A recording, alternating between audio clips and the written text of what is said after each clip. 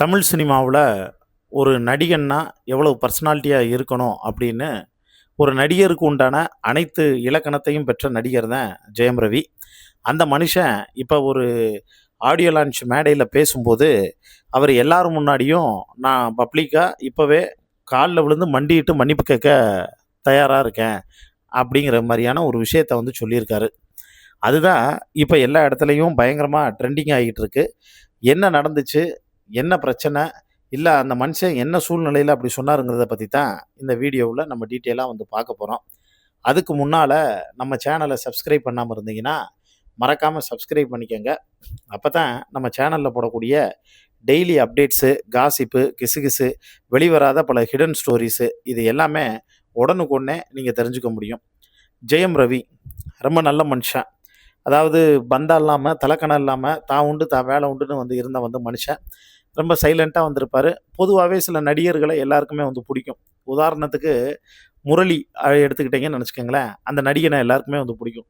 Arjun sir எடுத்துக்கிட்டிங்கன்னா, இப்போ Murali sir, Arjun சார்லாம் அவங்களுக்கு எப்படி பிடிக்குமோ அதே மாதிரி ஒரு பிடிக்கக்கூடிய ஒரு நடிகர் தான் ஜெயம் ரவிங்க. ஜெயம் ரவியை எல்லாருக்குமே வந்து பிடிக்கும்.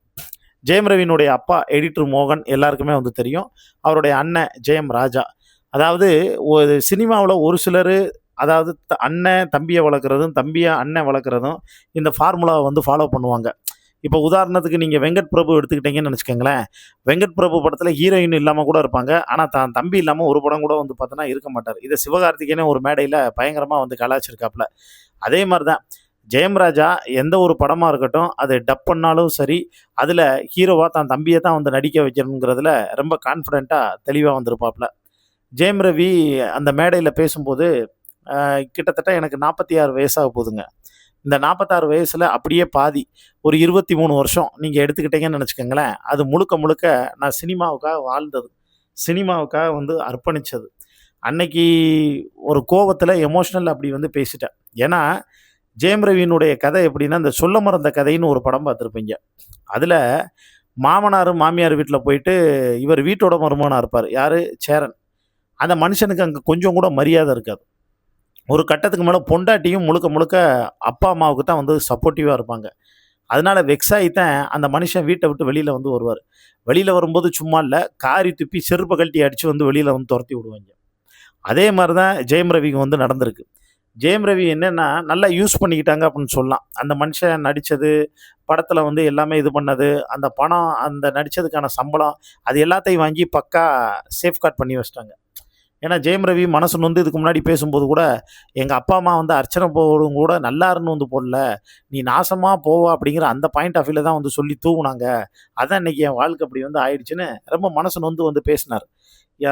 ஆர்த்தி வந்து என்னை கல்யாணம் பண்ணிக்கிறேன்னா செத்துருவேன், சூசைட் பண்ணிக்கிறேன்னு என்னை பிளாக்மெயில் பண்ணி தான் கல்யாணம் பண்ணிக்கிட்டா அப்படிங்கிற விஷயத்தெல்லாம் வந்து பார்த்தோன்னா வந்து சொல்லியிருந்தாங்க. இந்த விஷயங்கள் எல்லாமே அப்போ தொடர்ந்து பேசு பொருளாக வந்து மாறுச்சு. அதுக்கப்புறமும் ஜெயம் ரவி ரொம்ப ட்ரக்ஸ் எடுத்துகிட்டு அவர் அந்த இதில் வந்து ஏதோ வந்து பிரச்சனையில் வந்து பேசிகிட்டு இருக்காருன்னாங்க. அப்புறம் கெனிஷா விவகாரம்.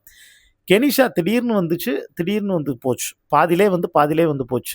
கெனிஷா வந்து ஒரு தெரப்பிஸ்ட்டு, ஜெயம் ரவியோட ஃப்ரெண்டு அப்படிங்கிறது மாதிரி தான் ஆரம்பத்தில் தன்னை ஃபோக்கஸ் பண்ணிக்கிட்டாங்க. ஆனால் நாளுக்கு நாள் இவங்க நடந்துக்கக்கூடிய இந்த செயல்பாடுகள் எல்லாமே வந்து பார்த்தா அந்த மாதிரி தெரிலங்க. அதனால ஒரு கட்டத்துக்கு மேலே அது என்ன ஆயிடுச்சுன்னா மிகப்பெரிய பிரச்சனையாக வந்து மாறுச்சு. ஏன்னா கோர்ட்டில் கேஸ் நடந்துக்கிட்டு இருக்கு. ஏப்பா கோர்ட்டில் கேஸ் நடந்துக்கிட்டு இருக்கும்போது இப்படி நீ வந்து பண்ணுறிய, உன் பொண்டாட்டி இதே மாதிரி வந்து பண்ணால் நீ வந்து ஏற்றுக்கிருவியா? கேஸ் நடந்துக்கிட்டு இருக்கிறப்ப. அதனால இதெல்லாம் வந்து பண்ணக்கூடாதுன்னு அங்கே ரைடு விட்ட உடனே கெனிஷா வந்து பார்த்தோன்னா கொஞ்சம் பயந்து போய் பாதியிலே வந்து கழட்டி விட்டு போயிடுச்சு. கெனிஷா கழட்டி விட்டு போனோன்னே இவருக்கு வாழ்க்கையே சூனியமயம் மாதிரி ஆயிடுச்சு. அப்போ தான் நம்ம ஆள் வந்து பார்த்தோன்னா பயங்கரமாக அழுதுகிட்டே வந்து அந்த வீடியோலாம் வந்து போட்டது.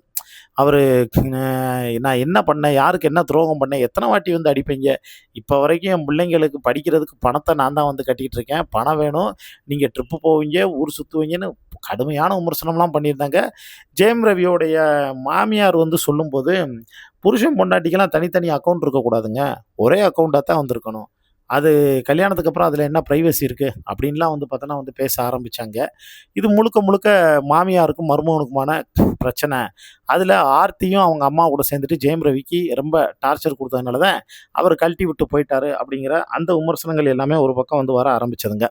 இப்ப ரீசென்ட்டா அந்த ஆடியோ லான்ச்ல ஏன்னா, அவர் அன்னைக்கு வந்து அழுதுகிட்டே வந்து பேசும்போது, "இனிமேல் நான் சினிமாவிலே வந்து நடிக்க மாட்டேன். டைவர்ஸ் வாங்காம நான் சினிமாக்குள்ள இனிமேல் என்ட்ரி ஆக மாட்டேன்." அப்படிங்கிற ரேஞ்சில தான் மனசு நொந்து போய் வந்து அவர் வந்து பேசி முடிச்சிருந்தாரு. அதுக்கு தான்ப்பா அவர் பகிரங்கமா மன்னிப்பு கேட்டாரு. அதாவது என்னோட பர்சனல் லைஃப்ப ஒரு 50% சினிமாவ ஒரு 50% கேரி பண்ணிக்கிட்டு இருந்தேன். ஒரு கட்டத்தில ஒரு 1% 2% கூடவாவே என் பர்சனல் லைஃப்க்கு நான் இம்பார்ட்டன்ட் குடுத்துட்டேன். அதோட விளைவு, சைட் எஃபெக்ட் என்ன ஆயிடுச்சு அப்படின்னு வந்து பார்த்தா, முழுக்க முழுக்க அது என்னோட கரியரவே வந்து பாதிச்சிருச்சு. அந்த கோவத்தில அன்னைக்கு உணர்ச்சி வசப்பட்டு இனிமேல் நான் சினிமாவுல நடிக்க மாட்டேன்னு வந்து சொன்னேன். ஆனா பல பேர் வந்து அதுக்கப்புறம் எனக்கு அட்வைஸ் பண்ணாங்க. "நீ எப்படி அந்த வார்த்தைய வந்து சொல்லியிருக்கலாம், வச்சிருக்கலாம்" அப்படின்னு. அது தப்புத்தான். நான் பண்ணது தப்புத்தான். மன்னிச்சிருங்க. அது அன்னைக்கு உணர்ச்சி வசத்துலயும், கோவத்திலயும் அன்னைக்கு வந்து அந்த வலிய தாங்க முடியாம அப்படி நான் வந்து சொல்லிட்டேன். என்ன இருந்தாலும் என்ன வளர்த்து விட்ட இன்னைக்கு இந்த இடத்துல நான் நிக்கிறதுக்கு காரணமா இருக்கக்கூடிய உங்கள நானு உங்களுக்கு அந்த என்டர்டெயின்மென்ட் நான் வந்து குடுக்காம நடிக்க மாட்டேன் அப்படின்னு நான் வந்து சொன்னது மிகப்பெரிய தப்பு. அதுக்காக கால்ல விழுந்து கூட நான் மன்னிப்பு கேட்க தயாரு. இப்ப கராத்தே பாபுவா ரெடியாகி வந்துகிட்டு இருக்கேன். கூடிய சீக்கிரம் அடுத்தடுத்து வேற வேற பரிணாமத்தில நான் வந்து உங்கள வந்து என்டர்டெயின்மென்ட் பண்ணுவேன் அப்படின்னு ஜெயம் ரவி ரொம்ப எமோஷனலா சொல்லி முடிச்சதோட, நான் செஞ்ச தப்புக்காக அப்படியே மண்டியிட்டு உங்க கால்ல விழுந்து நான் எல்லார்ட்டயும் வந்து மன்னிப்பு கேட்டுக்கிறேன். என்ன மன்னிச்சுக்கங்க. எனக்கு மறுபடியும் ஒரு வாழ்க்கைய குடுங்க அப்படின்னு மனுஷன் மனசு ரொம்ப உருகி வந்து கேட்டிருக்காருங்க. இத பத்தி உங்களுக்கு தோணக்கூடிய கருத்துக்கள மறக்காம கீழ இருக்கக்கூடிய கமெண்ட் பாக்ஸ்ல மென்ஷன் பண்ணுங்க.